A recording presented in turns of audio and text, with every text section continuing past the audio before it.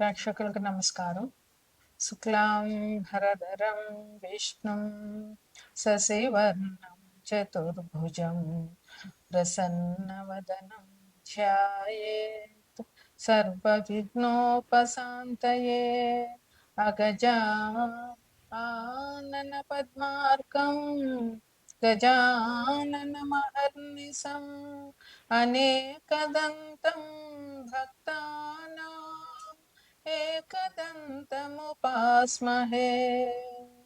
एकदन्तमुपास्महे. ఓం శ్రీ గురుభ్యో నమః. ఓం శ్రీ మాత్రే నమః. ఓం శ్రీ సరస్వత్యై నమః. మార్చి నెల మాస ఫలాలు మనం ఇప్పుడు చెప్పుకుందాం. మార్చి నెలలో మనకి ముఖ్యమైన పండుగ ఉగాది. అంటే మన తెలుగు కొత్త సంవత్సరం ప్రారంభం అవుతుంది. మార్చి నెల 29వ తారీఖున మనకి ఉగాది చైత్రమాసం శుక్లపాడ్యమి మొదలవుతుంది. తదుపరి రాశి మకర రాశి. ద్వాదశ రాశుల్లో 10వ రాశి మకర రాశి. ఈ రాశికి అధిపతి శని భగవానుడు. మకర రాశిలో ఉత్తరాషాఢ 2, 3, 4 పాదాలు, శ్రవణం 1, 2, 3, 4 పాదాలు, ధనిష్ట 1, 2 పాదాలు ఉంటాయి. మకర రాశిని లగ్నంగా చేసుకుంటే ద్వితీయంలో అంటే కుంభంలో రవి శని ఉన్నారు. తృతీయంలో అంటే మీనంలో రాహువు శుక్రుడు బుధుడు ఉన్నారు. వృషభంలో గురువు ఉన్నారు. మిథునంలో కుజుడు ఉన్నాడు. కేతువేమో కన్యలో ఉన్నారు. వీరికి పూర్తిగా ఈ మాసం అనుకూలం అని చెప్పవచ్చు. అయితే ద్వితీయంలో రవిశనులు ఉన్నారు కనుక, 2 పాపగ్రహాలు కనుక, అందులోనూ ఆ 2 గ్రహాలు శత్రువులు కనుక వీరికి కొంచెం జాగ్రత్తగా ఉండవలసిన అవసరం ఎంతైనా ఉంది.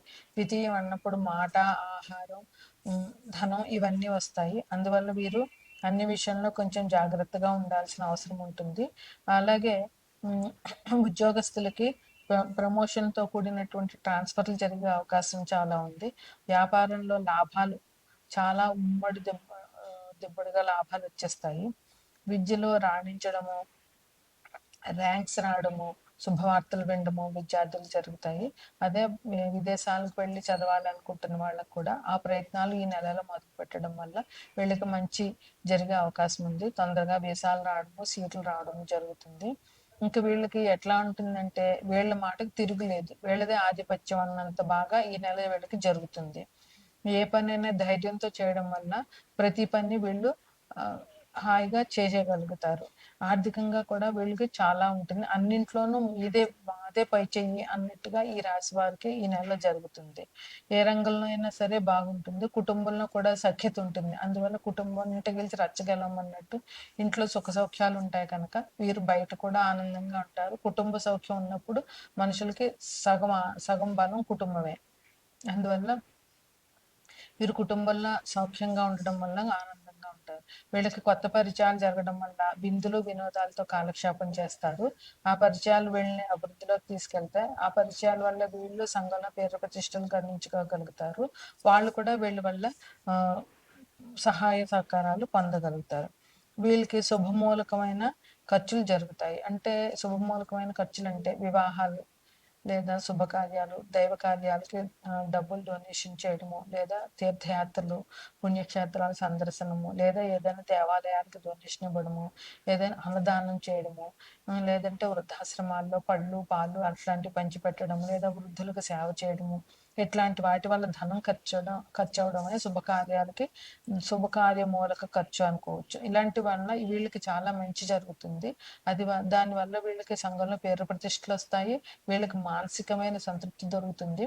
పేదలకి అన్నదానం చేయడం వల్ల 10 మంది కడుపు నింపిన వాళ్ళు అవుతారు. అది చాలా పుణ్యకార్యం అని మనం చెప్పుకోవచ్చు. దీనివల్ల శని భగవానుడు కూడా చాలా సంతోషిస్తాడు. అందువల్ల వీళ్ళకి శని భగవాన్ నుంచి వచ్చేటటువంటి ఇబ్బందులన్నీ తగ్గుతాయి. స్త్రీల యొక్క సహాయ సహకారాలు ఈ రాశి వారికి బాగా ఉంటాయి. వీరు కష్టపడి పనిచేయడం మూలంగా శని భగవాన్కి కష్టపడి పనిచేయడం అంటే ఇష్టం. అందువల్ల వీళ్ళు ఎంత కష్టపడితే అంత ప్రతిఫలాన్ని వీళ్ళు పొందుతారు. అందువల్ల వీరికి శని భగవానుడి కృప కూడా వీరికి చాలా బాగా ఉంటుంది. వీరు వెంకటేశ్వర స్వామి దర్శనం చేసుకోవడము, వెంకటేశ్వర స్వామికి పిండి దీపాలు పెట్టడము, వెంకటేశ్వర స్వామి వజ్ర కవచం చదవడము, అలాగే వెంకటేశ్వర స్వామి గుళ్ళో తులసిమాలను అర్పించడం వీళ్ళు చేయవలసినటువంటి పరిహారాలు. ద్వాదశ రాశులకి చెప్పదగిన ముఖ్యమైన పరిహారాలు ఏంటంటే, ఈ మార్చి నెల 29వ తారీఖున ఉగాది అంటే కొత్త సంవత్సరం మనకి ప్రారంభమవుతుంది. అదే రోజు మీనరాశిలోకి 6 గ్రహాలు ప్రవేశిస్తున్నాయి. కుంభంలో ఉన్న శని మీనరాశిలోకి వెళ్తారు. ఆల్రెడీ అక్కడ ఇప్పుడు రవి, శుక్రుడు, బుధుడు ఉన్నారు. ఇప్పుడు రవి, శని కూడా రవి 15వ తారీఖు తర్వాత మీనరాశిలోకి ప్రవేశిస్తారు. అక్కడ వచ్చే నెల 15వ తారీఖు వరకు అక్కడే ఉంటారు. ఇప్పుడు శని కూడా కుంభరాశి నుంచి మీనరాశిలోకి ప్రవేశిస్తారు. ఆ 29వ తారీఖు నాటికి చంద్రుడు కూడా అక్కడే రావడం వల్ల మొత్తం షష్టగ్రహ కూటమి అనేటటువంటిది మీనరాశిలో ఏర్పడుతుంది. దీనివల్ల చిన్న చిన్న 6 గ్రహాలు, అందులోనూ రాహువు, రవి, శని, బుధుడు, ఈ ఈ 4 గ్రహాలు కూడా పాపగ్రహాలే. శుక్రుడు, చంద్రుడు మాత్రమే మంచి గ్రహాలు. అందువల్ల ఆ 4 పాపగ్రహాలు మీన రాశిలో సంచరించడం వల్ల కొంచెం ఇబ్బందులు అనేటటువంటివి ఆ రాశి వారికి, ఆ రాశి ముందు వెనక రాశుల వారికి ఇబ్బందులు ఉంటాయి. అందువల్ల ఈ రాశిలో ఉన్న ఈ మీన రాశి వారు కానీ అసలు అందరూ కూడా ఉగాది సంవత్సరం మొదలవుతోంది కనుక కొత్త సంవత్సరంలో వీళ్ళు అందరూ దేవాలయానికి వెళ్ళి దేవుణ్ణి పూజించడము, అందులోనూ ఈసారి రాజు ఆదివారం వచ్చింది ఉగాది. ఆదివారం అంటే రవి ఈ అధిపతి. అందువల్ల ఈ సంవత్సరానికి విశ్వవసు నామ సంవత్సరానికి రవి రాజు అవుతాడు, చంద్రుడు మంత్రి అవుతాడు. అందువల్ల సూర్య భగవాన్ని ఆరాధన చేయడము, ఉగాది రోజున చంద్రునికి కోసం లలితా పారాయణం చేయడము, లేదా మహాలక్ష్మీదేవి పూజ చేయడము చాలా మంచిది. అట్లాగే ఈ షష్టగ్రహ కూటమి ఏర్పడుతున్నది కనుక రాహు నుంచి పరిహారాల కోసం, రాహు గ్రహ అనుకూలత కోసం దుర్గాదేవి పూజ ఆదివారం నాడు రాహుకాల పూజ చేస్తారు. గుళ్ళో రాహుకాల పూజ చేస్తారు. ఆ పూజలు చేయడము, దుర్గాదేవిని స్తుతించడము, దుర్గాదేవి ఆలయానికి వెళ్ళి దుర్గాదేవి దర్శనం చేసుకోవడము చాలా మంచిది. ఇది అమ్మవారి ఆరాధన అనేది శుక్ర, రాహు, చంద్రులు ముగ్గురికి కూడా చాలా మంచిది. అందువల్ల లలితాదేవి పారాయణ చేసిన, దుర్గాదేవి పారాయణ చేసిన, దుర్గా సప్తశతి పారాయణ చేసిన చాలా మంచిది. ఈ 3 గ్రహాలు అనుకూలంగా ఉంటాయి. ఇంకా బుధుడు, రవికి విష్ణుమూర్తి ఆరాధన చాలా మంచిది. బుధుడు విష్ణు సహస్రనామం పారాయణం చేయడము, రవి కోసం ఆదిత్య హృదయం పారాయణం చేయడము, అలాగే సూర్యోదయానికి ముందే లేచి రవికి అర్ఘ్యం ఇవ్వడము, రవికి చేయవలసినటువంటి పరిహారాలు. సూర్యునికి అర్ఘ్యం ఇవ్వడం అనేటటువంటిది చాలా మంచి పరిహారం. దీనివల్ల ఇది అందరూ చేయొచ్చు. ఆడ, మగ, చిన్న, పెద్ద అని భేదం లేకుండా అందరూ రవికి అర్ఘ్యం ఇవ్వడం వల్ల అది చాలా మంచి పరిహారం రవిగ్రహ అనుకూలతకి. ఇంకా శని భగవానుడి కోసం అయితే శనికి మనం నడవడం ఎంత కష్టపడితే అంత ఇష్టం శని భగవానుడికి. అదే విధంగా నడవడం కూడా శని నుంచి వచ్చేటటువంటి కష్టాలకి పరిహారం అవుతుంది.